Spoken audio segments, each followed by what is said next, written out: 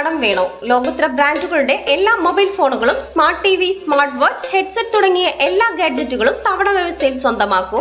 ജ്യോതി mobiles, Eroor. നമസ്കാരം. നാട്ടുവാർത്ത ഇന്ന് നിൽക്കുന്നത് മേജർ 10ന്റെ ഇഫ്താർ വിരുന്ന് സംഗമത്തിലാണ്. ഈശ്വരവിശ്വാസികൾക്ക് ഇതൊരു പുണ്യമാസം തന്നെയാണല്ലോ. ക്രിസ്ത്യൻസിനെ സംബന്ധിച്ച് ഈസ്റ്റർ വരുന്നു, അതിനുമായി ബന്ധപ്പെട്ടുള്ള നോയമ്പ് കാലം.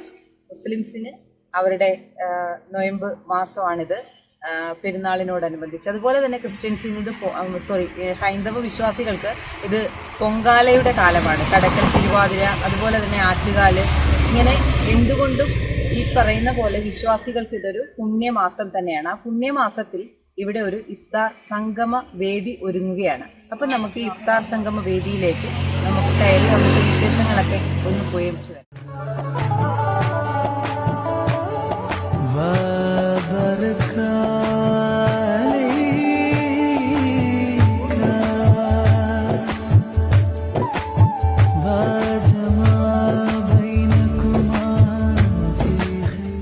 വേദിയാണ് നടക്കുന്നത്.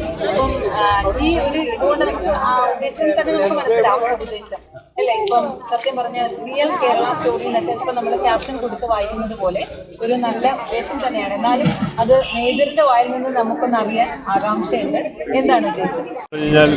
എൻ്റെ ഉദ്ദേശം സ്നേഹം തന്നെയാണ്, സൗഹാർദ്ദമാണ്. ഇത് ഞങ്ങളുടെ ഒരു സൗഹൃദ കൂട്ടായ്മയാണ്. എല്ലാ ജാതി മത വിശ്വാസങ്ങളും ഒരു കുടക്കീഴിൽ എല്ലാവരെയും ഒരേപോലെ ഒരു കണ്ണുകൊണ്ട് കാണുക. അതിവിടെ ഹിന്ദുവിൻ്റെ ഒരു ഫെസ്റ്റിവൽ ആയാലും ക്രിസ്ത്യൻ്റെ ഒരു ഫെസ്റ്റിവൽ ആയാലും മുസ്ലിംസിൻ്റെ ഒരു ഫെസ്റ്റിവൽ ആയാലും ഞങ്ങൾ ഒരു കുടക്കീഴിൽ ഒരുമിച്ചിരുന്ന് ഞങ്ങളുടെ വിശ്വാസം ആരുടെയും വിശ്വാസത്തെ ഹനിക്കാത്ത രീതിയിൽ ഞങ്ങൾക്ക് മറ്റുള്ള മതക്കാരെ ഞങ്ങളറിയാനും ഞങ്ങളുടെ മതത്തെക്കുറിച്ച് മറ്റുള്ളവരെ അറിയാനും വേണ്ടി ഒരു ജസ്റ്റ് ഞങ്ങൾ ഒരുമിച്ചിരിക്കുന്നു, ഞങ്ങളുടെ സ്നേഹം പങ്കിടുന്നു, ഭക്ഷണം കഴിക്കുന്നു, സന്തോഷത്തോടെ പിരിയുന്നു. ഇത്ര മാത്രമേ ഉദ്ദേശമുള്ളൂ, വേറെ യാതൊരു ഉദ്ദേശമില്ല. ഇന്നത്തെ കാലത്ത് സൗഹാർദ്ദം സ്നേഹമൊക്കെ അന്യം നിൽക്കുന്ന ഒരു സമയമാണ്.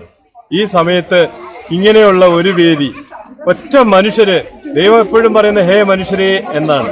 അപ്പം നമ്മൾ മനുഷ്യരാണ്, മാനവികതയാണ്, മനുഷ്യത്വമാണ് ഏറ്റവും പ്രധാനം.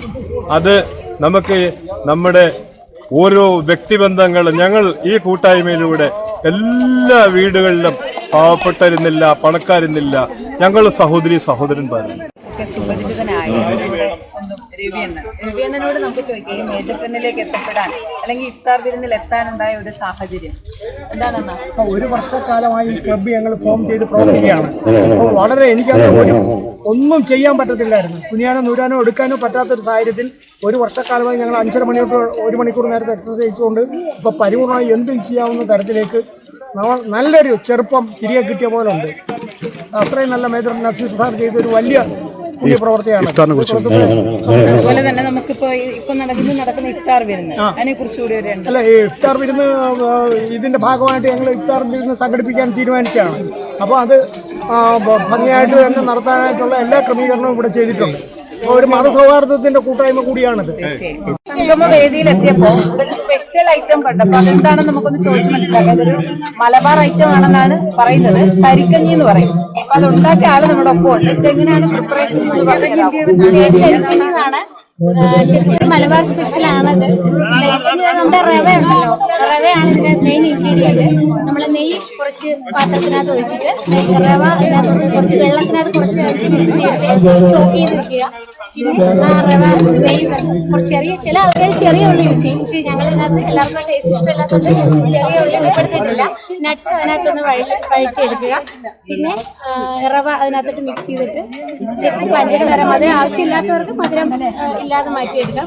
ഒരുപാട് കൂടുതൽ വെള്ളത്തിൽ വേണം റവ സോക്ക് ചെയ്ത് വെക്കുക. പിന്നെ പാല്, തേങ്ങാപ്പാലിൻ്റെ 1-ാം പാല്, 2-ാം പാല്, 3-ാം പാല്, അങ്ങനെ 3 പാല് വെക്കുക.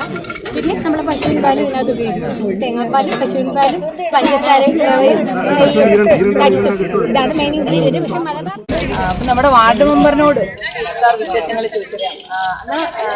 നോമ്പല്ലേ മേജർ 10ലേക്ക് എത്തിയപ്പോ എങ്ങനെയാണ്? മേജർ 10 വീണ്ടും വിസ്മയമായി മാറുകയാണ്. നമ്മൾ ഓണം ആഘോഷിച്ചു, ക്രിസ്മസ് ആഘോഷിച്ചു. അപ്പോൾ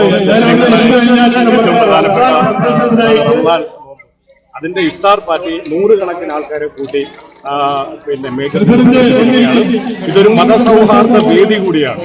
നമ്മുടെ നാട്ടിൽ അന്വേഷിച്ചുകൊണ്ടിരിക്കുന്ന മതസൗഹാർദ്ദത്തിന്റെ ഇതുപോലുള്ള വേദികൾ വീണ്ടും കൊണ്ടുവരുന്നതിന് മേജർ ടെൻ ഒരു നിമിത്തമായി തീർന്നു.